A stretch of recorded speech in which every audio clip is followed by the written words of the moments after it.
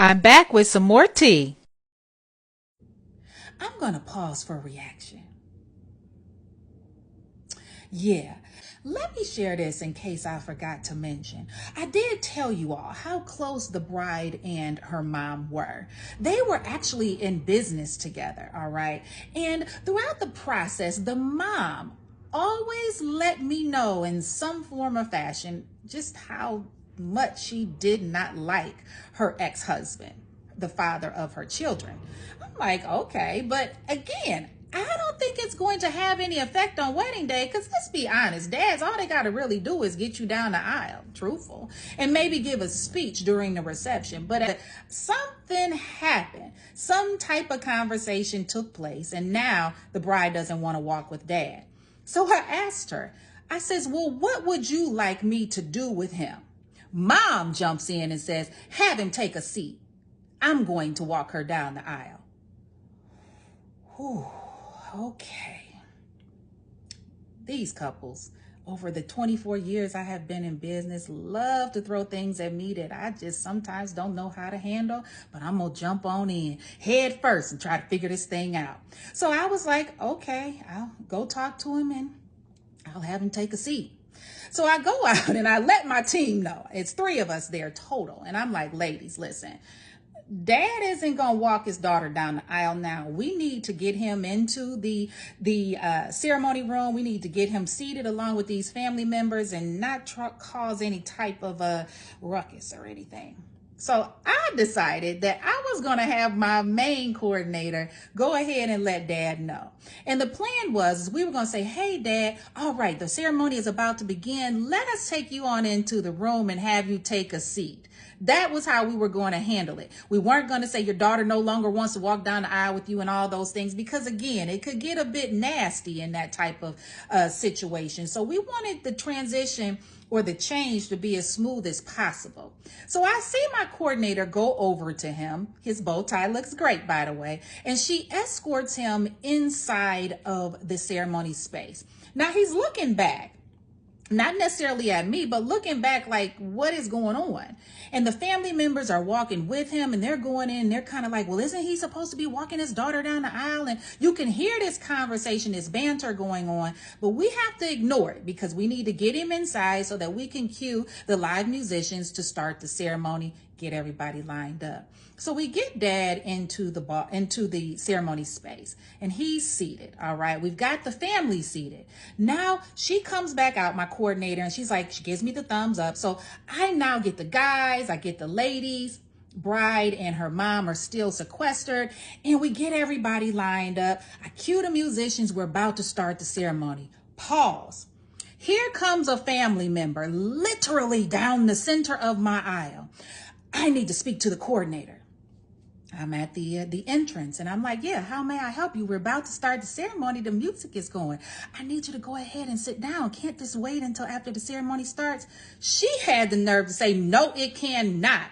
Why isn't her dad walking her down the aisle?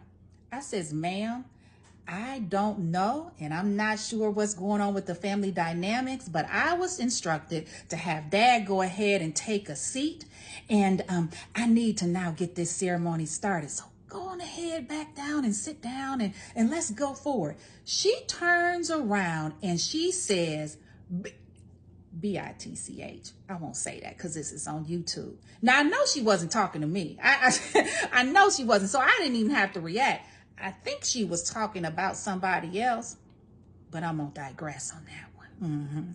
I cue the musicians again. Ceremony is going to start. All right.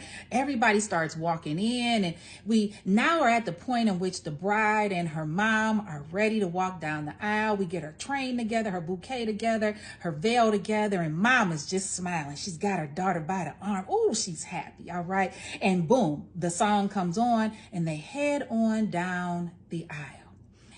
And the ceremony went on as it was supposed to. All right. They are married. Yay. So happy. They exit the ceremony and everybody else starts to exit after them.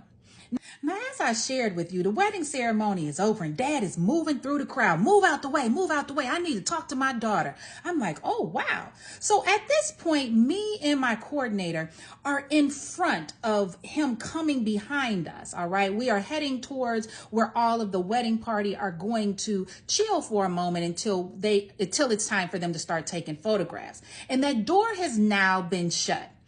I tell my coordinator, stay right here in this area. Let me know if they need anything. Dad now brushes by me and he goes towards the door. And my coordinator is standing there. She's like, how may I help you, sir? And he's like, I need to talk to my daughter. Okay. So I come over. Because I hear him, he's a bit forceful. His tone is not how he should be talking to a young woman. And I'm like, sir, how may I help you? He was like, I need to talk to my daughter. I need to know what's going on. I'm like, okay, well, just give me a moment. Let me go in here and see what is taking place. All right. So I open the door and I go in. I close the door behind me. I'm like, hey, bride and now husband, your dad wants to talk to you. Mom comes over. He doesn't need to talk to her. We're about to start taking photographs. I'm like, ma'am, okay, hold on a minute, boo. Bride, your dad wants to talk to you.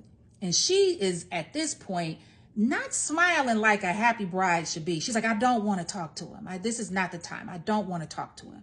And I'm like, okay. And I look at the groom, her husband, and he's like, yeah, Desiree, can you kind of handle that? She doesn't want to be bothered. We want to go ahead and take photos, blah, blah, blah. I'm like, okay, hey, no problem. I step back out of the room and I'm like, hey, sir, right now they're going to go ahead and start taking some photos and she would love to talk to you a little later. All right. At this point, I now walk away because I've got some other things that I need to take place. But I have shared with my coordinator on our walkie-talkies to not let anybody in that room other than the photographer and the videographer. All right. And so I'm not sure what kind of conversation took place between my coordinator and dad, but I do know that it was a heated one. Heated to the point that the dad had the audacity to push my coordinator out the way. Let me say that again. Yeah, daddy pushed my coordinator out the way, opened the door, and proceeded to walk into the room because he wanted to speak to his daughter. He was met by a wall of groomsmen at this point, almost like they had a feeling that this was going to happen. I'm not sure, but he didn't get very far. You could hear that there was some rustling going on. So I head back on over there. I see my coordinator. She is, livid. She is upset. She cannot believe that, in all true honesty, she was pushed. She was assaulted by a father of the bride. And I'm like, okay, what is wrong? What happened? She tells me what happened, that he was saying he needed to get in and for her to move out the way. She couldn't keep him out here, blah, blah, blah. And then he pushed her so he could get to the door and open it and get inside. Now, dad is inside with the groomsmen, the groom. I don't know what the heck's going on because I'm trying to deal with my coordinator at this time. All right. As a business owner, she is my priority first and foremost over anyone's wedding. All right. And it is in my contract. Yeah, I have an abuse clause in my contract in which if you push us, if you do anything to physically harm us, if you say anything to verbally execute us, we can leave your ceremony and your reception without any notice. Okay, let me repeat that. It's an abuse clause in my contract. And if you act ugly with us verbally or physically, we out. All right. So I have got my coordinator here. And at this point, she's so upset. She's in tears. I take her over to the stairwell. I take her into the stairwell. She is now calling her husband. All right. I go into the bridal room. I'm like, what is going on? At this point, they have gotten dad out of the room. The bride is upset sitting on the couch. Her mother is consoling her. Her husband is over there. I don't know where daddy has gone at this point. I leave the room because let me just be real with y'all. I didn't give a damn. Okay. I go back to the stairwell. My coordinator, she's like, my husband is on his way up here. I'm like, okay. All right. I'm like, okay, well, hey, we're going to do what we got to do. So I tell my other coordinator, I says, hey, I need you to go ahead and get the venue manager because we got a situation going on and some things need to be reported. So we take my coordinator downstairs, all right, to the entrance of the building. And she has to fill out an incident report because of what occurred. She was assaulted by a wedding party member on this property. She was not hurt. Again, she was pushed, but there has to be a report that has to be filled out, and I respect her for doing so. Her husband is en route to come pick her up. All right. And she asked, and at this point, I have a decision to make because of what occurred. I could leave or I could have her leave. I got to make some decisions as to what is going on. Well, in the process of us being downstairs, deciding what the next steps are going to be, here comes Dad and about 15 family members. I mean, they going off. They cussing, they mad, they're walking fast, they pay us no mind, and they walk out the doors. Yeah, they walked right out the doors. Cocktail hour is going on, mind you, all right? They walk right out the doors. My coordinator sees this. She's like, I'm leaving. I'm like, okay, this is what we're going to do. We're going to have you go ahead and leave. Your husband is en route, all right? Let me go up and try to see if there's anything I can do to calm the energy that has now festered at this cocktail hour that's going to lead into this reception. She said she was good. I was like, okay, let me know when you get home. Me and my other coordinator, we head on back upstairs. At this point, the photographer has a wedding party in the space and they're taking photographs, but yeah, the energy is way, way off. So I go into the room and I'm with the groom now. I'm like, what happened? What is going on? Come to find out, the bride honestly didn't have a problem with walking down the aisle with her dad. It was kind of a conversation that happened with her mom earlier within the day, and it kind of carried on throughout the day for her to make the decision about what she wanted to do. Mom put in the ear, though, like some moms do, is I've done this for you, I've done that for you, he hasn't been there for you, and blah, blah, blah, and I should be the one walking you down the aisle. And of course, the bride, who was very close in with her relationship to her mom, decided that that's what she wanted to do. She wanted to walk down the aisle with her mom. She wanted to honor her mom in that way. Yeah, that could have been decided on the night before instead of the day of, because we've just had a whole altercation take place. So that's what the groom shared with me. And he also went on to say that the groomsmen kept him away from the bride when he entered into the room. And that's the argument that we heard taking place, and that all is well and that he was leaving. And I confirmed with him. I said, yeah, we just saw him walk out the door, but I'm going to keep it real with you. He pushed one of my coordinators and we could roll out at this time. And he's like, oh my God, Desiree, we're so sorry, blah, blah, blah. He didn't know that it had occurred. I says, we'll do this. Keep that away from the bride. I don't want to, rain on her parade any more than it has already been rained on today. Okay. And so I honestly decided to stay. I decided to stay because, in all truthfulness, the bride and groom had not done anything to me. The father acted outside of his body and he touched my coordinator, and she had to handle that the way she needed to handle that, with a report, etc., etc. And she left. I sent her on about her way, okay, because I needed to make sure that she was good and that she gets out of the environment in which she feels she was harmed. All right. And so we go on, we have the cocktail hour, the reception takes place, but it was a somber event. All of this money spent, and when I tell you, this room looked absolutely gorgeous. Some of the largest, most beautiful wedding centerpieces that I've had at any event.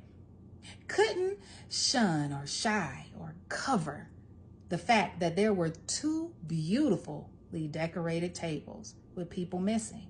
And those people that were missing was Dad and that side of the family. They left. They stood behind Dad because they're like, hey, why wasn't this shared with him at the rehearsal? He might not even have showed up that day, but he felt embarrassed and he was very, very hurt. And I'm not defending what this man did by any means, but he took it out the wrong way and on the wrong person. But in all honesty, I can understand how he felt. Well, the reception took place like it was supposed to, and there was dancing, there was drinking, there was fun, there was eating. All the things that were going to take place based on our timeline did happen. except there were about 20-something people missing, all right? Hey, needless to say, it is what it is. Those family dynamics can truly mess up a wedding day. Couple left there smiling. They gave us a great review. I'm not really sure what happened to them at the end of this story, or actually, I do know what happened, but I'll leave you guessing on that one. Until next time, thank you for tuning in to The Wedding Tea, and I'll talk to you soon. Bye-bye.